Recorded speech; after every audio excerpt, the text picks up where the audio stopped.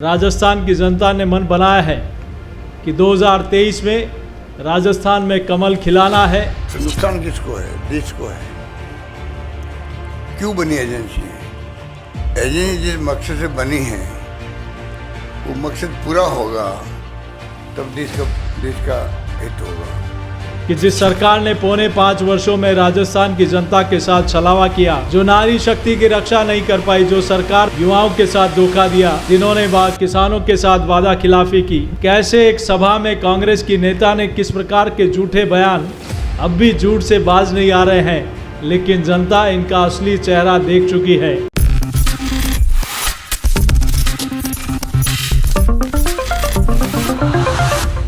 Next 9 news में आपका बहुत बहुत स्वागत है। मैं हूं आपके साथ अबरारुल हक रहमानी। मेरा खास प्रोग्राम मुद्दा आज का में बात करेंगे राजस्थान में बढ़ती उस राजनीतिक अदावत की, जिसको लेकर अब खुद कांग्रेस पार्टी भारतीय जनता पार्टी के बीच इस बात की चर्चा होने लगी है। क्या पार्टी के भीतर चल रही इस बगावत की वजह से ही यहाँ पर हार जो है वो सुनिश्चित होती नजर आएगी? क्या ये संभव नजर आ रहा है? सबसे पहले तो दर्शकों आपको ये बात समझना पड़ेगा कि फ़िलहाल इस समय राजस्थान में चाहे वो भारतीय जनता पार्टी की बात करें या फिर कांग्रेस पार्टी की बात करें, दोनों ही पार्टियों ने जिस ढंग से टिकटों को लेकर के अपने जो है कहीं ना कहीं पक्ष को रखा, उसके बाद जो हार जीत की एक मार्जिन को लेकर के यहाँ पर चर्चा होती नजर आई। दरअसल उसको लेकर के माना जा रहा है कि इससे कहीं ना कहीं राजस्थान में एक बड़ा सियासी जो है बवाल होता नजर आ सकता है और इसकी संभावनाएं भी नजर आ रही है, क्योंकि कई ऐसे मुद्दे हैं जिससे कांग्रेस पार्टी को नुकसान होगा और कई ऐसी योजनाएँ हैं जिससे कांग्रेस पार्टी को फ़ायदा भी होगा। लेकिन टिकटों के वितरण में जिन नेताओं का बहिष्कार किया गया है, जिन नेताओं को दरकिनार किया गया है, क्या उन तमाम नेताओं की वजह से यहाँ पर हार भी कई सीटों पर देखने को मिल सकती है?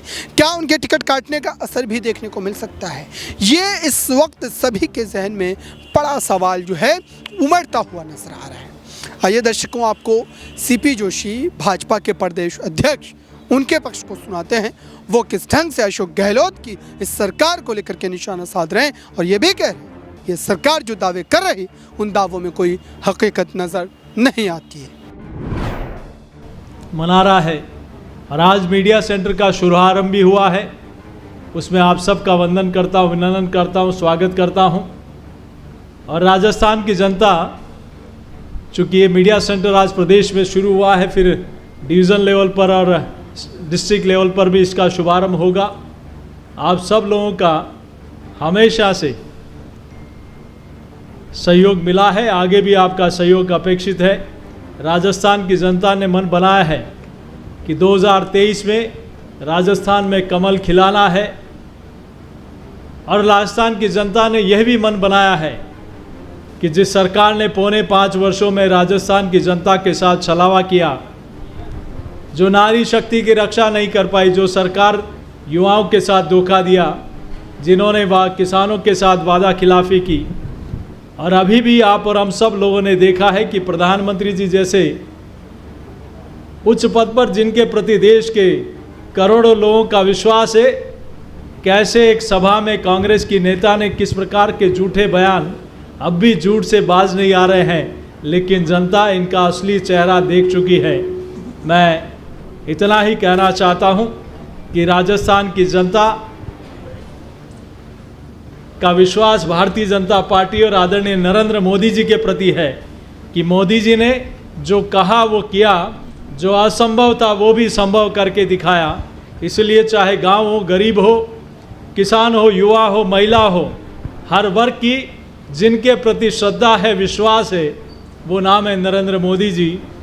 इसलिए आप सब लोग इस शुभारंभ के अवसर पर आए। मैं आप सबका स्वागत और अभिनंदन करते हुए अपनी बात को समाप्त करता हूं। बहुत तो आपने सुना दर्शकों, लगातार हम जिस बात की चर्चा कर रहे थे कि अगर 5 वर्षों में राजस्थान में सत्ता का परिवर्तन होता है तो क्या इस बार भारतीय जनता पार्टी फिर से मौका मार लेगी? क्योंकि अशोक गहलोत ये कह रहे हैं कि वो प्रदेश में लगातार काम कर रहे हैं, योजनाओं को लेकर के ज़मीन पर पहुंचाने की कोशिश उन्होंने खुद अपने हाथों में थाम रखी थी।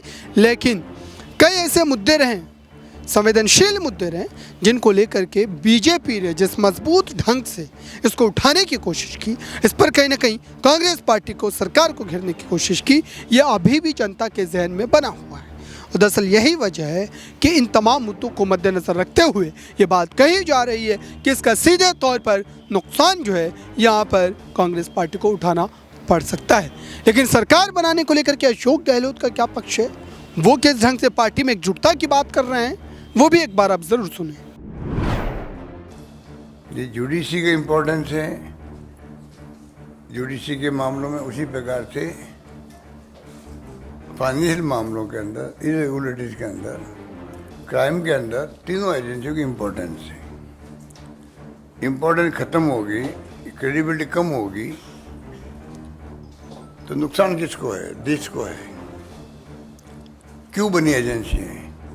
एजेंसी जिस मकसद से बनी है वो मकसद पूरा होगा तब देश का हित होगा। अगर क्रेडिबिलिटी कम हो जाएगी एजेंसियों की, जो आज सीबीआई की हो चुकी है, पहले हर सीबीआई का नाम लेता था। कोई घटना दुर्घटना होती थी राज्यों में तो कहते सीबीआई को इंक्वायरी करवा दे दीजिए। और था तो सीबीआई का था, अब शिफ्ट हो गया ईडी पर हो गया। ईडी का काम है फाइनेंशियल इरेगुलरिटीज के ऊपर कार्रवाई करना। सुप्रीम कोर्ट में सुनवाई हो रही है, वहाँ जल्दी फैसला होना चाहिए। जो अधिकार दे दिए गए सीबीआई को अरेस्ट करने के,